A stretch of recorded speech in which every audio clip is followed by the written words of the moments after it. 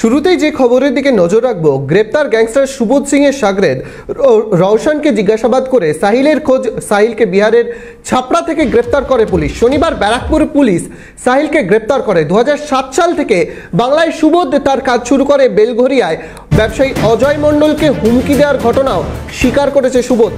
2007-এর পর মাঝখানে সুবোধ অন্য রাজ্যে পালিয়ে গেলেও 2013 সাল থেকে বালি এলাকায় শশাঙ্ক নামে এক কুখ্যাত দুষ্কৃতীর সঙ্গে হাত মেলায় সুবোধ। পরে শশাঙ্ক ও সুবোধ দুজনেই পুলিশের জালে ধরা পড়ে। সাহিলকে ব্যারাকপুরের পুলিশ গ্রেপ্তার করলেও সিআইডি কথা বলতে চায় সাহিলের সঙ্গে। অজয় মণ্ডলের গাড়ি লক্ষ্য করে গুলি চালানোর যে ঘটনা ঘটেছিল, সেদিন সাহিল প্রত্যক্ষভাবে ছিলেন। মোটর বাইকে এসে সাহিল নিজেই গুলি চালিয়েছিলেন। এই বিষয়ে আরও বিস্তারিত জানবো, আমাদের প্রতিনিধি অভিরূপা সাহা ফোনে রয়েছেন। অভিরূপা, কি পরিস্থিতি এই মুহূর্তে? দেখো, শাহিল, যাকে ইতিমধ্যেই ব্যারাকপুর পুলিশ কমিশনারেট বিহারের ছাপড়া থেকে গতকাল গ্রেপ্তার করেছে, আজকে সাহিলকে ব্যারাকপুর আদালতে পেশ করা হবে এবং নিজেদের হেফাজতে চাইবেন তদন্তকারী আধিকারিকরা। তোমাকে জানিয়ে রাখবো বেদান্ত, এর আগে সুবোধ সিংকে গ্রেপ্তার করা হয়েছিল। সুবোধকে জিজ্ঞাসাবাদ করে তার একেবারে অন্যতম শাগরেদ রওশনকে গ্রেপ্তার করা হয়েছিল এবং রওশনকে জিজ্ঞাসাবাদ করেই সাহিলের খোঁজ পান এই তদন্তকারী আধিকারিকরা। এবার বিষয়টি হলো, এই সুবোধ, রওশন এবং সাহিল, এরা তিনজন একেবারে বাংলার কুখ্যাত একটা গ্যাং হিসেবে তো বটেই, বিহারে তাদের একেবারে প্রভাব বিস্তার করেছিল এবং বাংলার ক্ষেত্রে, অর্থাৎ এই সাহিলকে কেন গ্রেপ্তারির মুখে পড়তে হলো, ইতিমধ্যেই পুলিশ সূত্রে যেটা জানতে পারা যাচ্ছে বা সিআইডি সূত্রে, বেলঘরিয়ায় ব্যবসায়ের গাড়ি লক্ষ্য করে যে গুলি চালনার ঘটনা ঘটেছিল, সেখানে প্রত্যক্ষভাবে মজুদ ছিল এই সাহিল। তিনি বাইকে চেপে আসেন, তার সঙ্গে আরো অনেকে ছিল, মোট 5 জন। তারা এসে বেলঘরিয়ার এই ব্যবসায়ের গাড়ি লক্ষ্য করে গুলি চালান। এবার সুবোধ সিংকে ইতিমধ্যেই জিজ্ঞাসাবাদ পর্ব চালিয়ে নিয়ে যাচ্ছেন সিআইডির আধিকারিকরা।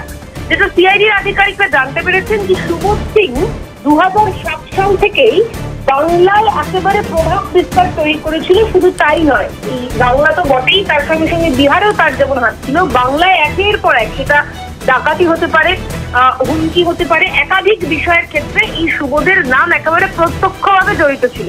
তোমাকে জানিয়ে রাখবো, তদন্ত পুলিশ আধিকারিকরা বা সিআইডির আধিকারিকরা জানতে পেরেছেন যে 2007 সাল থেকে তিনি সোদপুরে বাড়ি ভাড়া নিয়ে থাকতেন এই সুবোধ সিং।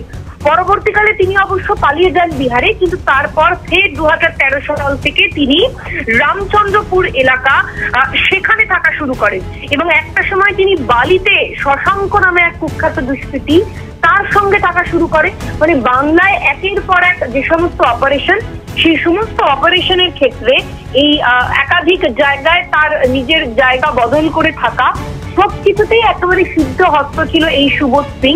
ফলে অন্যদিকে আমরা দেখেছি যে বেলঘরিয়ার ব্যবসায়ীকে হুমকি ফোন, তার সঙ্গে সঙ্গে ব্যারাকপুরের এক ব্যবসায়ীকে হুমকি ফোন, ব্যারাকপুরের আরো এক ফুড চেইন ওনার, তাকে ফোন করে র্যানসাম কল অ্যামাউন্ট চাওয়া, প্রায় 30 লক্ষের কাছাকাছি টাকা পয়সা চাওয়া, হুমকি ফোন দেওয়া, সবকিছুতেই এই সুবোধ, রওশন এবং সাহিল, এই তিনজনের একেবারে প্রত্যক্ষ ভূমিকা ছিল।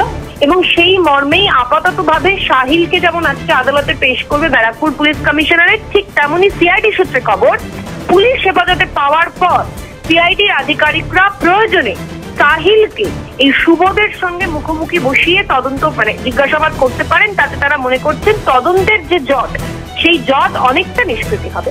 বেদান্ত, ধন্যবাদ অভিরূপা।